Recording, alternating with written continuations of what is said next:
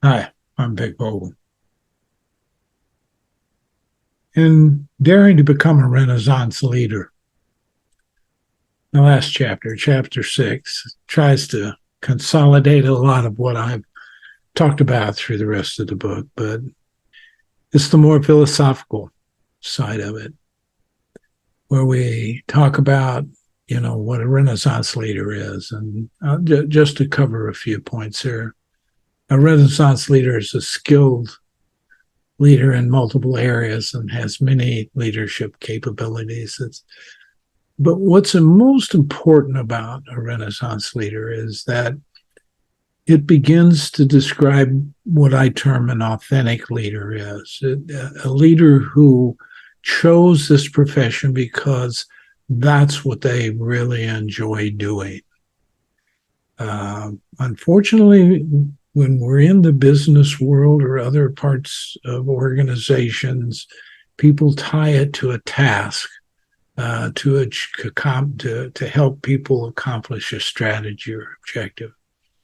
Um, so you may have a specialty in a specific area, but once you step into the role of leadership, your role stops being the marketing expert. It stops being the finance expert or the technical engineer expert or the IT expert. You all of a sudden are becoming someone who's going to help somebody because you have knowledge in those areas. As a leader, you obviously have to have some confidence in those areas. But now it becomes, how can I get some other people to achieve what I know we can achieve?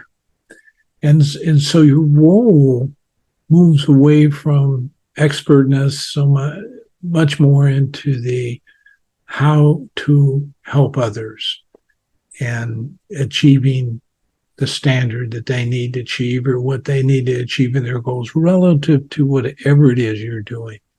So a Renaissance leader personal persona really has become one with the leadership persona. This is something that once you commit towards it, you really become professional at this and not just a job or a task. It's something you embody in who you are. And so consequently, you become this. It's not something you're going to be able to throw away later and just stop and say, okay, I'm no longer a leader. It's going to be part of you. I mean, you're going to sense it in so many other things you do. I mean, in many ways, you become a leader in so many different areas, possibly, than just your job. I mean, you may teach a Bible class, you may help Boy Scout troops, you may work with a nonprofit, and your leadership persona will shine through in every one of those tasks, even as the head of the family or working as, cohort members of the family, however you want to define that. Your leadership side, your leadership persona is you. You and that persona are one, and you will come across with that.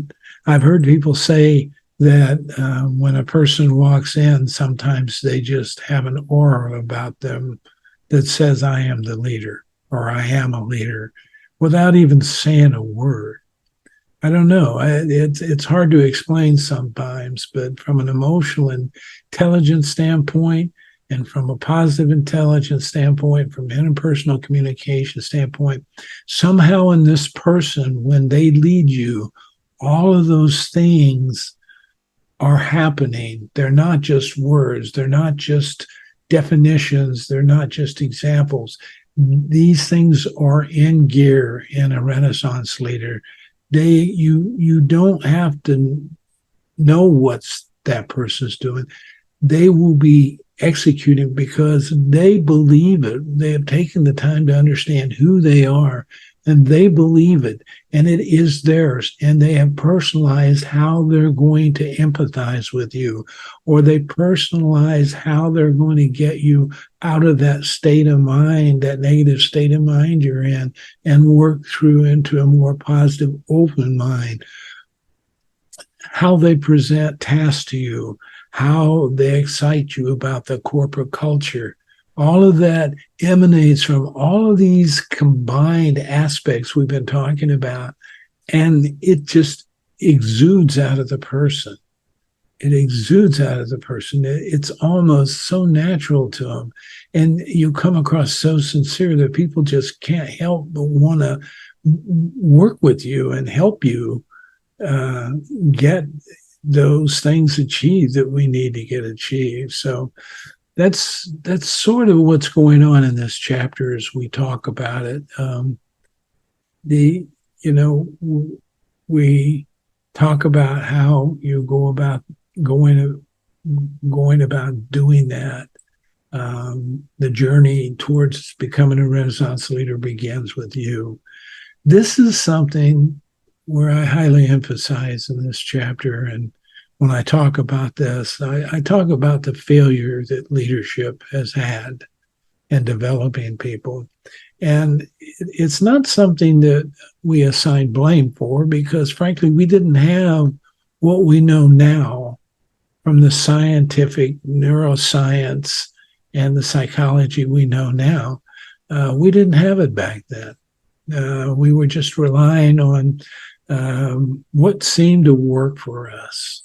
But now we know what's really going on, and so it's more precise and more reinforced and more capable in many ways than when we used to do it back in the 70s and 80s and even the 90s. It was around 2000 where MRIs and neuroscience came into play and began to show us why these things work. Not just that they do work, but why they work, which helps us understand, grasp it, and begin to believe why we want to practice what people are telling us about mindfulness and meditation and other kinds of things.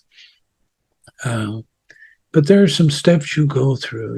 The first step is knowing yourself. And this is what we have not done in leadership development. We have not taken the time to actually help a person discover themselves so that when we do teach things like conflict management or where we teach a particular skill set about task-driven leadership or management, where whatever those other leadership characteristics are that we're teaching everybody, we have failed to help the person understand themselves so that they have the opportunity to hear these things, assess them, take the information in, what I call assimilate the information, and then they take that and they internalize it for a while and they mull it over and they think about it and they say, how does this relate to how I do things and what I do and all of that?